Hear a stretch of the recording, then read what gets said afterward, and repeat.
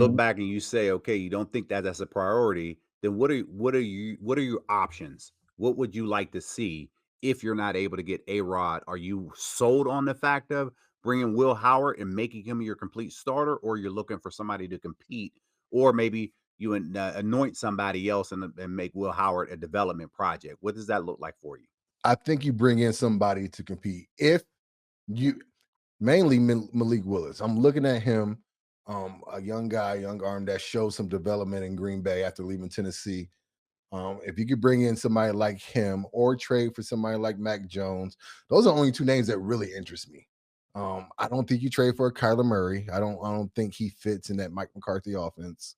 Um, but if you can't address right away the quarterback position, if you can't say we're going to go into this offseason with Will Howard as a number one, or you don't bring in somebody like Malik Willis, then A Rob becomes a priority. But I absolutely believe you bring in somebody like a Malik Willis. That's the only thing I could think of really, because I don't think any rookie in the draft is really going to come in where we're picking. Because I think the only person quarterback around that 21st pick is Ty Simpson, and I don't want another Kenny Pickett situation where we're reaching just because of need.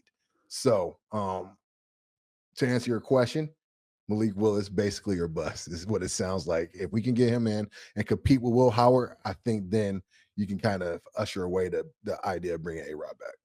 So we're putting your GM hat on right now. Mhm. Last year, we were a very similar situation, and Sam Darnold was out there, but the Steelers were not willing to enter the bidding war in this particular case. Willis now enters the chat room. Are Right. you, as a general manager, willing to make a similar deal in the manner that the Seahawks did for Sam Darnold at 3 years, roughly 100 million? Are you willing to make that commitment on a guy who hasn't had that much success as a starter? See, I don't think he would command that much. I'm looking, and especially with the way that the cap blew up this past year, what 21 million got added to it, so it's over 300 million for the first time. Um, I think you look at him in the same mode of like that Justin Fields contract that he got for the Jets last year, 2 years, 25 million per. I don't think Malik Willis, and because of the market this year for quarterbacks being the way what it is and the need being as strong as it is this year, he's probably going to command a little bit more than what his skill and what his resume would dictate.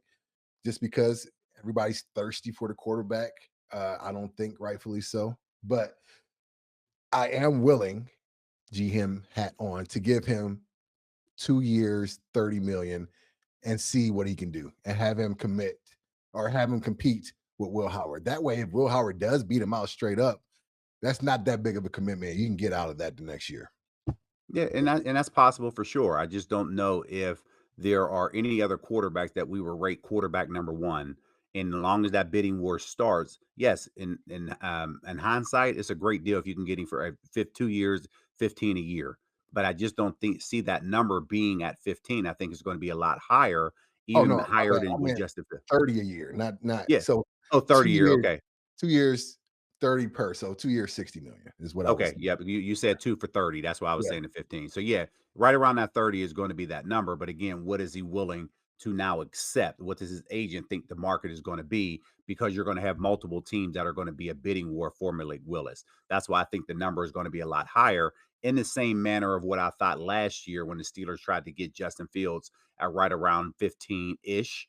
I didn't think that number was gonna be able to sustain itself only because somebody was gonna be more willing to bid outbid the Steelers in that case, which they did. And that's why Justin Fields ended up with the Jets. I just think that number is going to be 35 ish to 40. Are you willing to make that commitment, knowing that you have a guy that you want to hope and look at his development in a Will Howard? Are you willing to make that?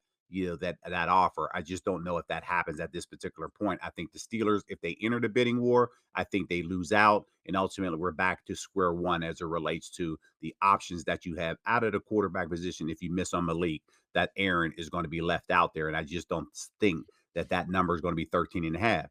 This process is not going to be played out in the manner that it did last year, where he's going to sign in June. I think they're going to want a commitment at this particular point. You're a week away from the combine. You're 21 days away from free agency. I think the Steelers would like to know where they stand with that. And if they don't get Aaron here, then yes, you can move on with Will, look at him for a couple weeks, and then ultimately decide if you need to draft somebody who could potentially be the quarterback of the future.